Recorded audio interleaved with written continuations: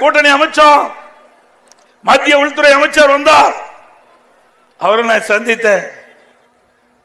ITC ஹோட்டலுக்கு கூட்டணி பேச்சுவார்த்தை முடிக்கப்பட்டு நானும் அறிவிச்சவர் வேலுமணி அவர்கள், எங்கள் துணை பொதுச் செயலாளர், கழக நிர்வாகிகள், பாரதிய ஜனதா கட்சி சேர்ந்த நிர்வாகிகள், மரியாதைக்குரிய மத்திய உள்துறை அமைச்சர் அமித்ஷா அவர்கள் அங்கே நிருபர்களை சந்தித்து பேட்டி கொடுக்கின்ற பொழுது பாரதிய ஜனதா அண்ணா திமுக கூட்டணி அமைக்கப்பட்டு விட்டது, எங்க கூட்டணிக்கு அண்ணா திமுக தலைமை தாங்கும் என்று குறிப்பிட்டார். எங்கள் கூட்டணி வெற்றி பெற்ற பிறகு அண்ணா திமுக ஆட்சி அமைக்கும் என்று குறிப்பிட்டார். எங்களுடைய கூட்டணி முதலமைச்சர் வேட்பாளர் இபிஎஸ் என்று குறிப்பிட்டார். ஆக எங்கள் கூட்டணி தெளிவுபடுத்தப்பட்டு விட்டது.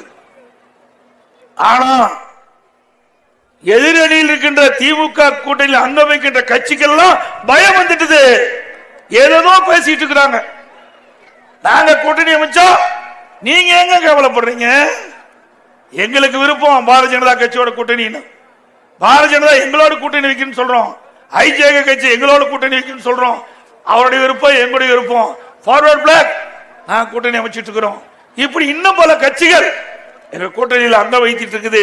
இன்னும் பல கட்சிகள் எதிர்காலத்தில் அண்ணா திமுக தலைமையில் அமைக்கப்பட்ட கூட்டணியில் வரும் வரும். நம்ம கூட்டணி கண்டு பயம் வந்துட்டது. எப்பொழுது நம்ம கூட்டணி பற்றி பேசுறாங்களோ அப்பொழுது திராவிட முன்னேற்ற கழக தலைமையில் இருக்கின்ற கூட்டணிக்கெல்லாம் பயம் வந்து விட்டது. 2026 தேர்தலில் பல வாய்ந்த கூட்டணியாக அமைக்கப்பட்டு தேர்தலை சந்தித்து கிட்டத்தட்ட 234 சட்டமன்ற தொகுதியில 210 தொகுதியில அண்ணா திமுக தலைமையில் இருக்கின்ற கூட்டணி வெல்லும் வெல்லும் வெல்லும்.